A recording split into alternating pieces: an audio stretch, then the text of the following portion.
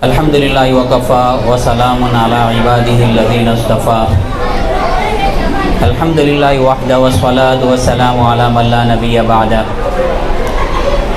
الحمدللہ الذی بنعمتہ تتم الصالحات الحمدللہ الذی کما ینبغی لجلال وجہہ وعظیم سلطانہ اما بعد فاعوذ باللہ من الشیطان الرجیم بسم اللہ الرحمن الرحیم یا ایھا الذین آمنوا قوا انفسکم واہلکم نارا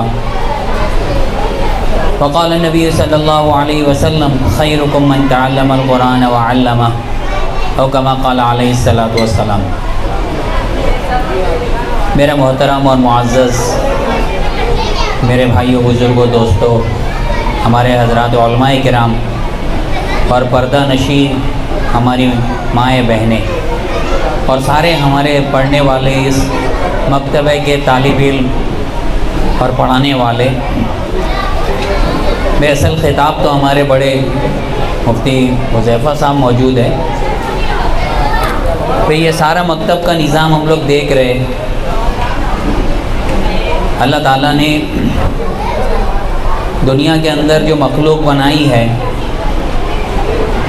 ایک مخلوق وہ ہے جو اس کو اللہ رب العزت نے سب سے زیادہ رفعت عطا فرمائی، بلندی عطا فرمائی۔ ہم لوگ کو جن کو کہتے ہیں کہ بھئی آسمانوں پہ رہنے والے،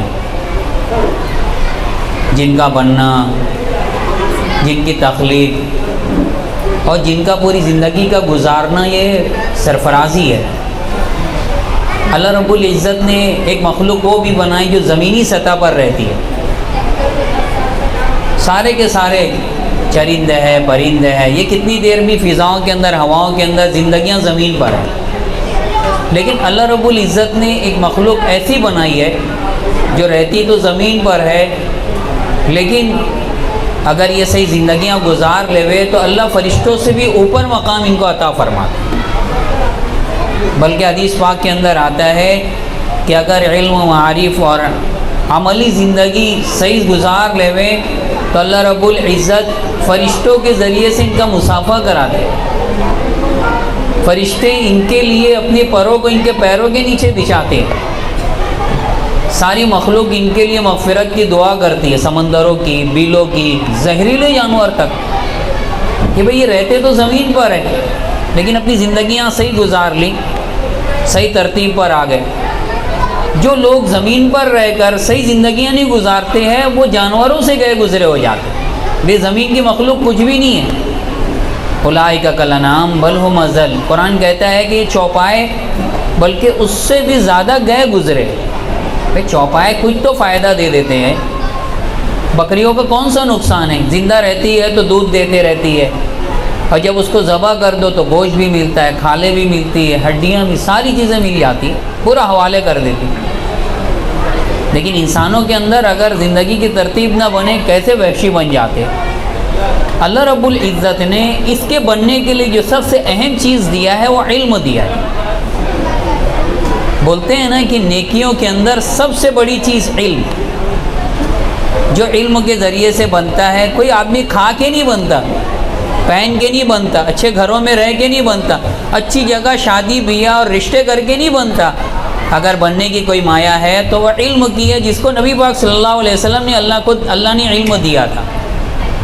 آج اللہ کے فضل و کرم سے وہ مکاتب، یہ مراکز کی حیثیت رکھتے ہیں جس کے ذریعے سے آپ کے بچوں کو بننے کا سب سے بڑا ذریعہ مل گیا۔ ابھی ہم نے دیکھا یہ سارے کے سارے بچے بھی انتظار کے اندر ہے، بھائی انعام ملے ہم لوگ لے کر چلیں۔ پروگرام بھی انشاءاللہ ہوگا اور ابھی تو بیان بھی ہوگا حضرت کا۔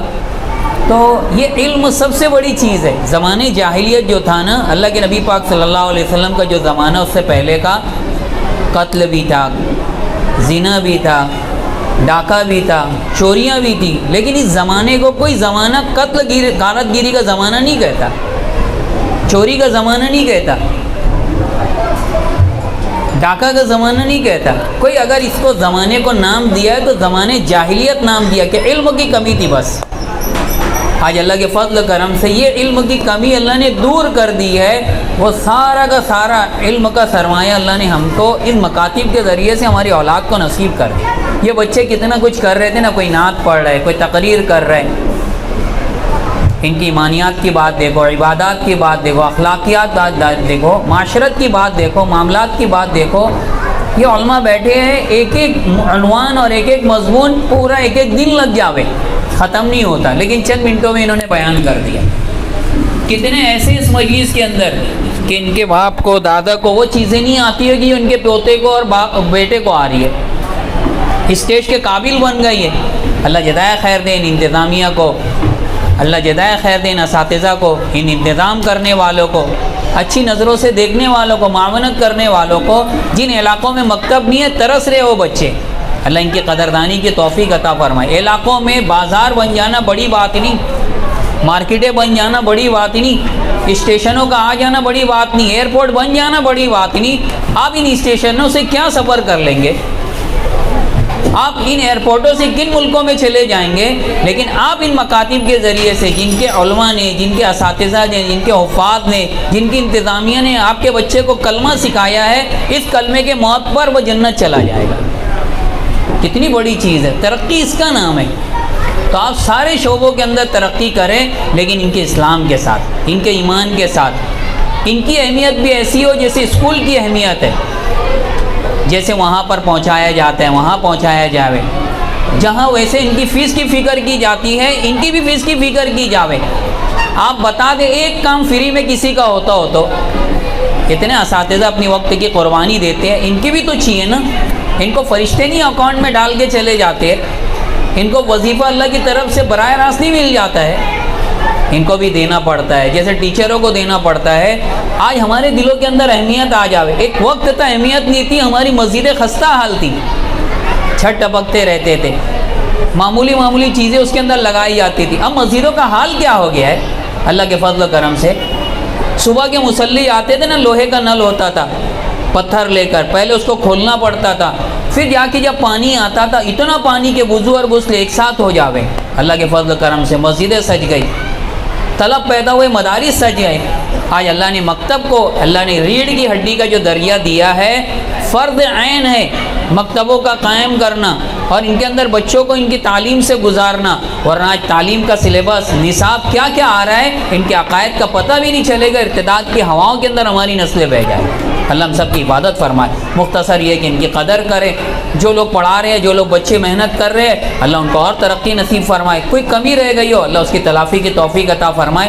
ان کے سرپرستوں سے ہماری گزارش یہ ہے کہ بچوں کی زبان پر یہ سارے باتیں عمل میں آ جاوے، ایک ایک بات اب ماحول میں سج جاوے، معاشرے کے اندر آ جاوے کہ جو باتیں تم نے کہی ہے یہ تمہیں یاد بھی رہے، یہ تمہارے ماحول میں ہی پیدا ہو جائے اور ایسے اسلامی معاشرہ بن جائے. اللہ رب العزت ہم سب کو ان ساری باتوں پہ عمل کی توفیق عطا فرمائے.